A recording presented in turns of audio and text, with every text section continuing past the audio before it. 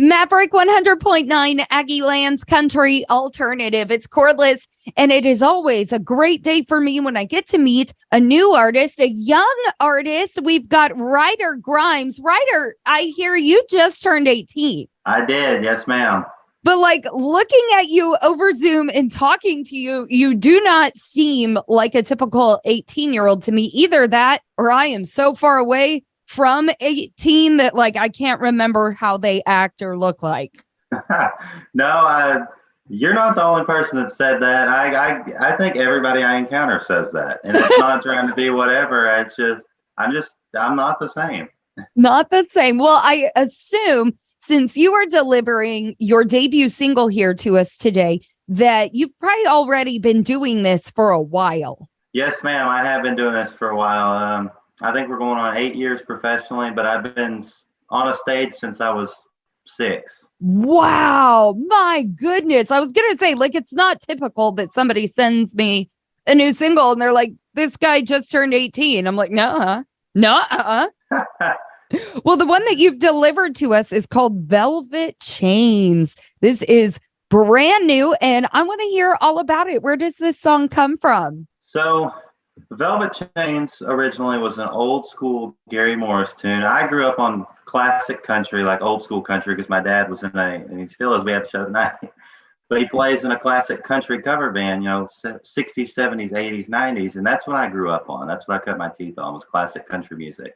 And I've been thinking, man, it would be really cool to take a song that I grew up on, make it my own, but also pay tribute to the artist that raised me in a way. And yeah.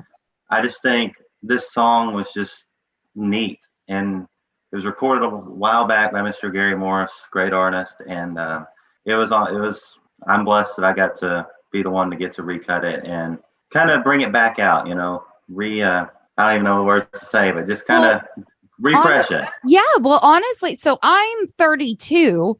I don't know this song. So this is you, and I like classic country. I really do. I'm a 90s kid. So, that's more of my bandwagon there.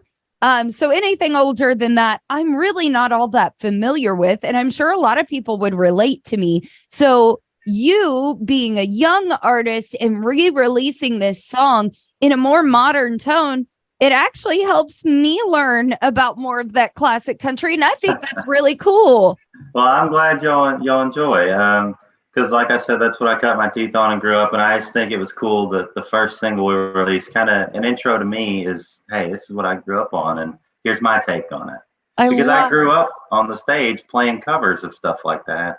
It's like, man, let's revive one and say, hey, this is me. Oh, well, this is him. We are finally introducing y'all to Ryder Grimes, and this is his debut single airing now on Maverick 100.9. It's Velvet Chains. Due to copyright, Brian Broadcasting is not licensed to air this single for you in podcast form, but you can find it on any streaming or downloading platform that you prefer. And today's interview continues now. Maverick 100.9, you heard it here first, the debut from Ryder Grimes in Velvet Chains. I've got Ryder on with me now, and I'm sure you're tired of me harping on you for being so young, but you just turned 18, and you and I actually have a lot in common in the sense of my dad played in a cover band. Oh, wow. And I grew up on older music, but not classic country. For whatever reason, my dad wasn't necessarily an old country fan, but I grew up on Roy Orbison and Del Shannon and Cat Stevens. And so I've always been this person that's like, I have this abundance of music knowledge, but nobody my age cares or knows, and so you have to find your own different way to kind of get them on the same level as you. Do you see yourself having that same issue? Definitely sometimes, because like there's a lot of new music out, and just in all genres. That's what I'm kind of talking about here. And people my age don't necessarily they didn't even like grow up listening to the older music. And, me being around my mom and dad, I grew up listening to all sorts of music. Well, I mean, every genre. I don't have a genre that I dislike. I will listen to anything. Same here. And that's the thing. Like I grew up on classic country, but also grew up on classic rock and metal and rap too. Yeah. So that's kind of the deal. A lot of people don't even understand it, whether you're a rap fan, a country fan, a rock fan. A lot of people my age that are fans of that music didn't necessarily grow up on the old stuff that I did. Not necessarily old. I'm not calling it old because it's fantastic, but they didn't necessarily grow up on the stuff that I did. And that's kind of my inspiration is bring it back or kind of put it in people's minds. And that's how I grew up. And I love to spread that word to other people. Absolutely. Well, I mean, when you record something, it's set in stone and it becomes a piece of history. That's, music is a part of our history. And I think it's great that you're trying to revive it. And you've actually got an entire EP out now or releasing. Not yet. Releasing soon. When is that coming? Well, we're hoping by the end of the year we'll have it.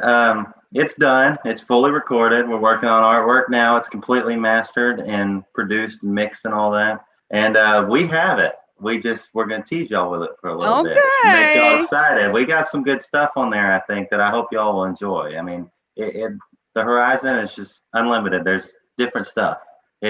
Nothing's the same. That's what I should say. I love that. Well, clearly you would have found a lot of inspiration in this particular situation in your life. I'm trying to think of words, how I want to put this. You as an older country fan, Daryl Dodd is actually the one who has produced this new EP. What was it like working with somebody who I consider a legend, an absolute legend? Man, I could go on about this for a while, but I'm going to keep it short because I can talk. That's just prefacing this now for the folks on the internet land and radio land. I can talk, but we're going to keep this short so we don't run over our time. I don't know if we have a time, but I don't want to drag this out for 3 hours because I could talk about this for 3 hours. But anyway, that's a fact too. But anyway, just working with Daryl is just something I never would have thought would happen. I never would have dreamed. Like it was always a dream to work with somebody like that. And it's another deal. Growing up in my household, I always heard about Daryl Dodd. My dad has opened for Daryl Dodd before, and I was really young before I could get into a lot of these places that we play. And I remember the first encounter I had with Daryl, we were at a NASCAR event out at Texas Motor Speedway, and it was like a watch party or something for a big race. And Daryl was playing the after party. And I was this little bitty kid. I don't even know how old I was at the time. My dad's like, that guy right there, like that's Daryl Dodd. I know you're young, but like this is the guy you've heard me play on the radio, and this is the guy we opened for. My mom and dad were always been big fans, and they're like, that's him. Let's go meet him. So in my house, I have a picture of little 10-year-old, I think, maybe I was 10 or 11-year-old me sitting next to Daryl on this stage. And man, to work with him now, a few years, probably 6 years down the road. It's too early to do math, but just 6-8 years down the road to look at that picture and think, man, that song, those songs, that's who's behind them. That's who produced it and made this dream kind of come true. And I've been blessed to get to work with Daryl, and we have another buddy, Ralph, that worked with Daryl a lot in the early years, and he introduced me to Daryl personally. Like when I met Daryl when I was younger, he didn't really know who I was, but he brought Daryl over to my house one day. He surprised me completely. I did not expect Daryl Dodd to step out of the truck, but our buddy Ralph, he's like, I got a friend coming over I want you to meet. So this was about 2 years ago. He brings Daryl over and he gets out of the truck. I'm like, that's Daryl Dodd at my house. Like, why is he here? Why? Like, he's not supposed to be here. Like, but sure enough, he was, and we met and hit it off as friends, and we started working together and just sitting down, and man, there's so much I can talk about and just thank. There's no words to put to how much I thank Daryl and my dad and Ralph and that whole group that helped us become a reality. I understand that on a little bit of a different level. Moving to Texas, like I'm not originally from here, and I fell in love with Texas country years ago and moved and uprooted my entire life for it. And I got to that point where Daryl Dodd was not doing interviews with anyone anymore. And I got to interview him. I don't know. Wow. why or how, or, if I felt chosen. I felt chosen with getting to speak to this man that I had already found as an inspiration to me and just loved his music unbearably. And anytime I get to speak to Daryl now, I get, first off, my head goes, this isn't real. This is like, you're Daryl Dodd. Why would you even talk to me?